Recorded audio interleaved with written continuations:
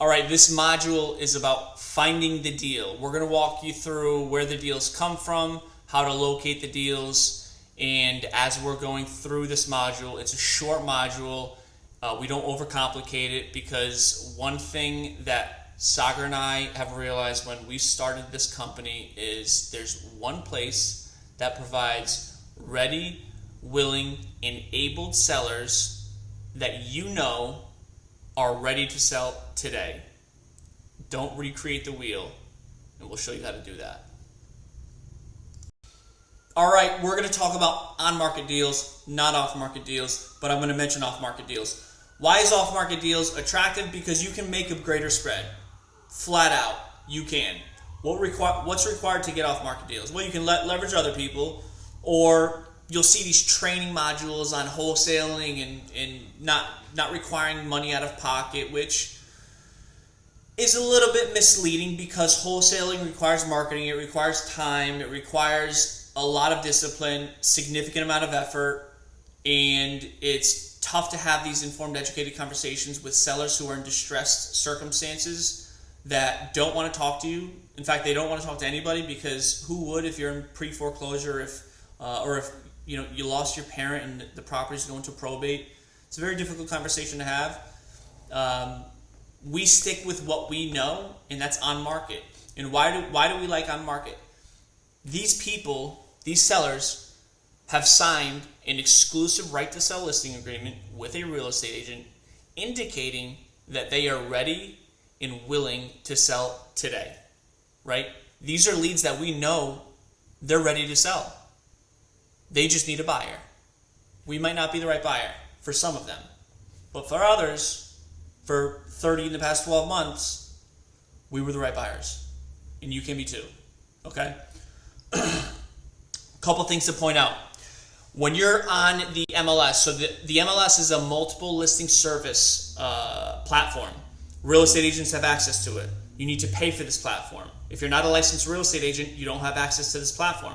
But real estate agents can send you all the opportunities on the MLS. They can send you comps on the MLS.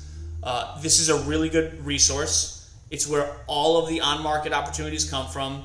From the MLS, it's then distributed to third-party platforms like your Zillows, your Realtor.coms, your Trulias. There's a lapse, right? So when a property gets listed on the MLS, it takes 3 to 5 days to really output to these third-party platforms, simply because of a lag in the API integrations.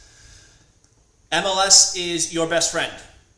Make sure that you have a real estate agent. If they don't have the MLS, you probably shouldn't be working with them, quite frankly.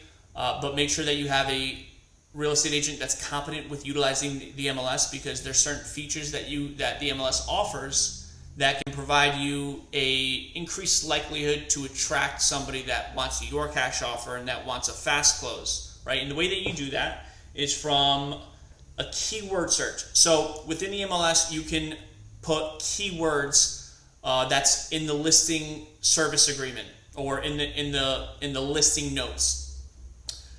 Distressed property, fixer-upper, needs work, handyman special, renovation, all of these terms you can input in the keyword search, and it will populate all the properties that have these keywords, which is inviting you guys to make an offer regardless of what the offer is. These are people that are ready to sell today based off of the keyword searches and the listing agreement that they signed with a real estate professional, okay?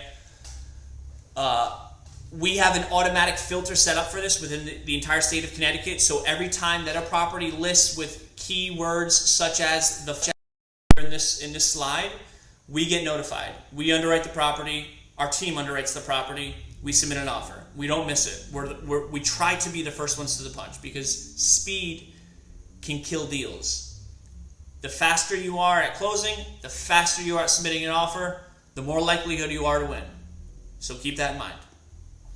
When you're on the MLS, or your agent's on the MLS, set a search for days on market, 45 days or greater. Why do we do that? If a property is sitting in a seller's market, specifically, if a property is sitting 45 days, 60 days or greater, well, the market is dictating what their home is worth. And the market is saying your home is not worth what your perception is made out to believe. right? Because the market's showing that. Nobody's offered on the property. Maybe it fell out of contract, but it probably fell out of contract because buyers' inability to fulfill on the mortgage, or more than likely, the inspection failed. And if the inspection failed, the inspection means that the homeowner is more than likely required to fix or resolve these problems or issue a seller credit, right? If they don't want to do that, well then they're going to put the property back on the market. The longer a property sits on the market, the greater leverage a buyer has to come in to get a property at a discount, right? The faster the property is off the market or under contract, the more leverage the seller has because it was under contract like that, right? So pay attention to days on market. The greater days on market, the more leverage you have as a buyer, the more discount you can look for as a buyer. Still underwrite with the numbers if the numbers make sense. Don't try to get a steal. Hit your doubles, hit your singles, hit your triples. It's all about getting the ball rolling. Make sure the numbers make sense. Make sure you do your due diligence. When you get it under contract, make sure you walk it. Make sure you take key notes. Make sure you have your contractor come in. Make sure you have your real estate agent gather all necessary and pertinent information to make sure that your decision is informed and educated and calculated. And you should be all set. FSBOs, for sale by owner. Who wants to pay a real estate agent 5%? Right? 5% on $500,000 is a lot of money. So a lot of times, sometimes I'll say, owners will list their property on Zillow or Realtor.com, Trulia, to try to attract buyers. Sometimes they're willing to offer an agent a buyer commission, 2.5%, right? Still a lot of money. Most of the times they don't want to. If they are willing to do that, okay. FSBOs, call the owner, see what their bottom number is, right? If the days on market are longer, use that as your leverage. Try to go out and see the property. See if they'll entertain a cash offer. FSBOs can be a good source to get properties at a decent discount.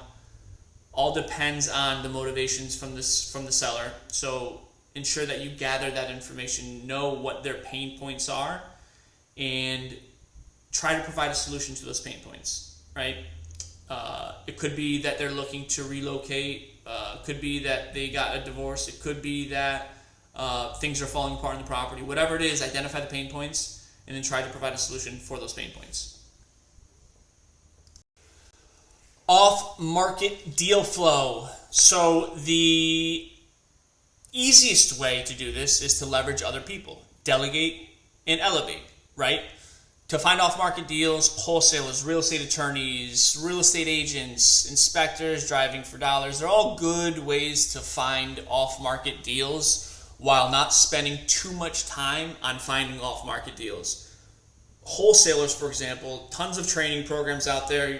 If you've been searching fix and flip or real estate, you've probably gotten an ad on Facebook or Instagram about wholesaler courses, which you can easily take. It requires capital. Marketing budgets. It requires a lot of time. Cold calling distressed owners is not fun. Be ready and prepared to get you on the phone, right? They're distressed. They're in shitty situations. So being a wholesaler, I give credit to them, the good wholesalers out there, because it requires a lot of discipline. It requires a lot of perseverance because you got to be able to take no. And it's a great way to make a lot of money with a lot of effort. Stick to on-market. Leverage wholesalers to provide you off-market deals. If the numbers make sense, move on it. If it doesn't, move on.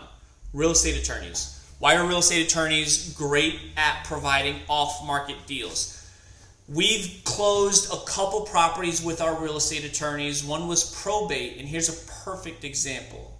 I was working with one of our real estate attorneys. We have 2 or 3 we work with just to not spread ourselves too thin, and we capture more opportunity that way. And again, we're doing greater volume.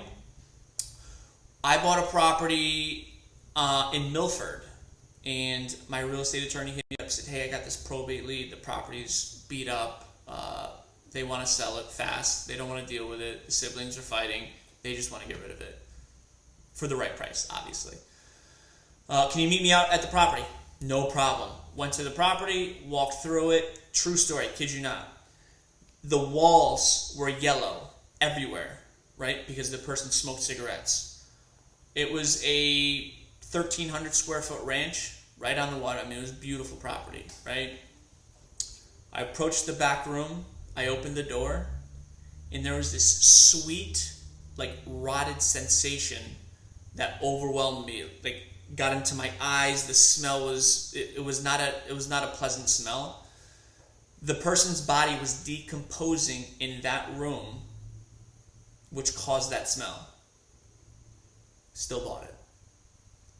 That deal we sold 20 days later. We didn't do anything to the project. We didn't inject any capital into the project. All we did was we relisted it. Look at the balloons, very cool.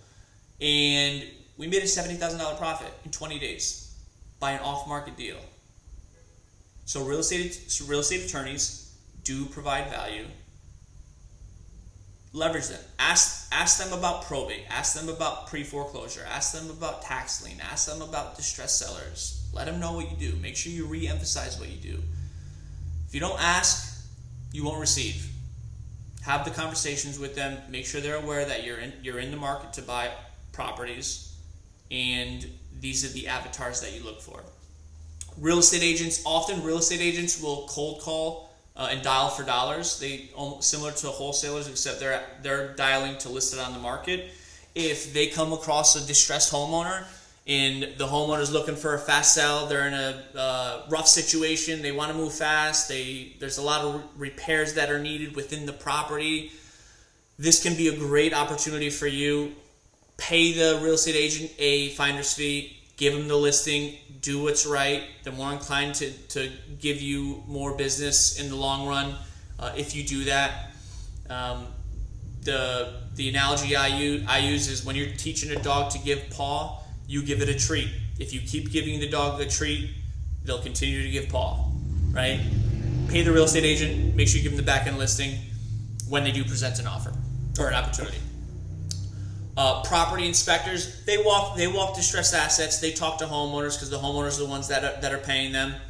Not often do we get deals from inspectors, but sometimes we do get presented opportunities.